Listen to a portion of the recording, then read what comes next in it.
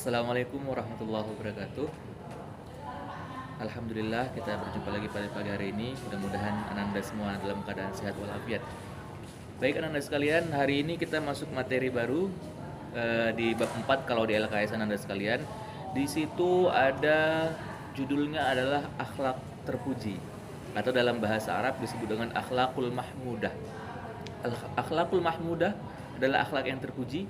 Ada banyak sekali tentunya akhlak yang terpuji yang harus kita kembangkan dalam kehidupan kita sehari-hari, karena memang Rasulullah, Nabi kita, Nabi yang terakhir adalah sebagai penyempurna akhlak, sehingga kita sebagai umatnya ini harus mengikuti jejak tauladan yang ada pada diri beliau, yaitu berakhlak dengan akhlak yang terpuji.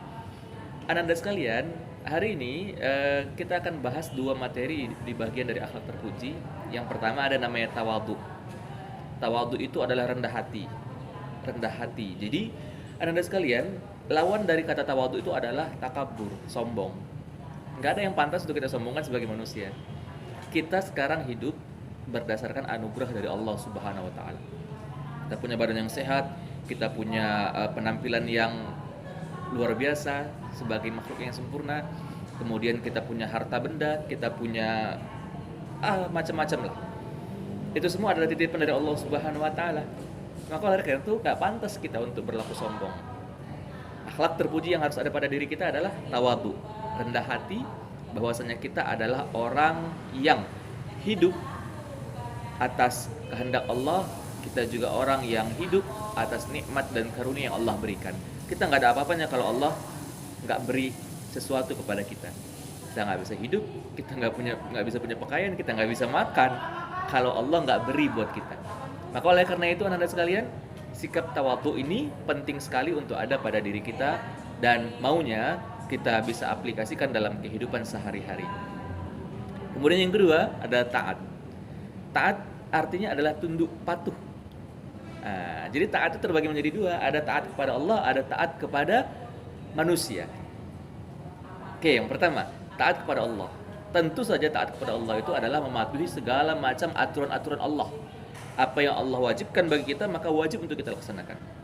Apa yang Allah larang bagi kita, maka pantang bagi kita untuk melaksanakannya. Nah, Anda sekalian harus pahami itu baik-baik. Kenapa? Karena sesungguhnya ketaatan kita kepada Allah Subhanahu wa taala itu adalah jalan untuk kita bisa menggapai surga yang Allah janjikan. Kita nggak dapat apa-apa kalau seandainya kita nggak mau taat pada Allah. Karena aturan kita hidup di muka bumi ini Allah yang sudah buat. Apa yang mesti kita kerjakan, apa yang mesti kita tinggalkan, maka oleh karena itu sebagai manusia, sebagai hamba Allah, kita wajib untuk taat kepada Allah Subhanahu wa taala dan mengikuti seluruh aturan-aturan Allah. Itulah wujud dari ketaatan. Allah perintahkan untuk sholat 5 waktu, yuk laksanakan, jangan tinggalkan, karena kita mau taatkan pada Allah. Allah larang kita untuk durhaka pada kedua orang tua, maka jangan lakukan. Itu bentuk ketaatan kita pada Allah Subhanahu wa taala. Oke, Anda sekalian, kita masuk yang kedua. Yang kedua adalah taat kepada manusia. Tentu manusia yang mana? Apakah kepada semua manusia kita harus taat? Orang suruh ini kita harus buat, orang suruh itu kita harus buat?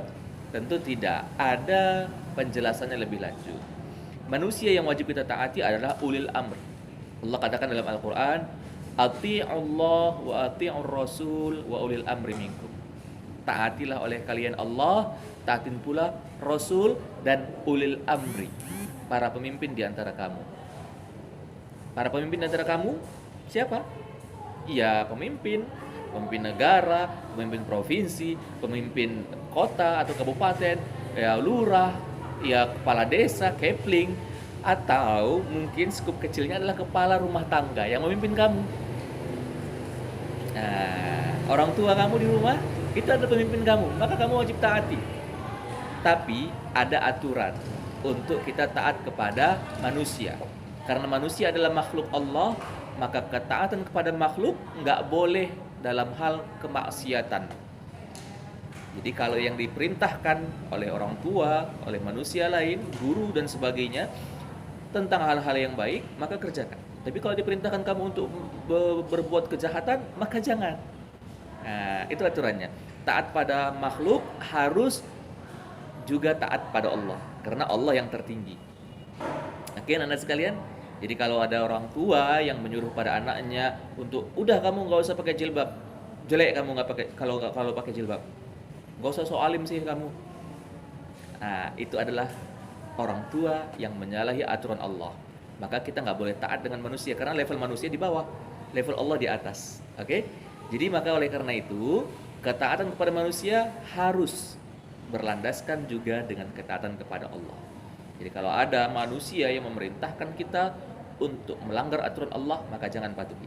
Tapi kalau kita diperintahkan oleh orang yang memang berkewajiban untuk menuntun kita, orang yang berkewajiban untuk membimbing kita agar kita menjadi manusia yang berguna, manusia bermanfaat, menjadi manusia yang berhasil dunia dan akhirat, maka ikutilah. Oke, Anda sekalian, itu saja materi kita untuk pagi hari ini. Anda boleh baca ringkasan materi di LKS ya. Baca ringkasan materi di LKS, insya Allah pahami baik-baik. Kita akan lanjutkan lagi di hari Kamis yang akan datang, insya Allah. Mudah-mudahan tidak ada halangan ya. Terima kasih Anda sekalian, salam sehat selalu dan tetap semangat untuk belajar, menonton video, membaca buku, banyakkan ibadah kepada Allah Subhanahu wa taala, jangan tinggal. Insyaallah kita senantiasa dalam lindungan Allah Subhanahu wa taala. Amin ya Allah ya rabbal alamin. Demikian, assalamualaikum warahmatullahi wabarakatuh.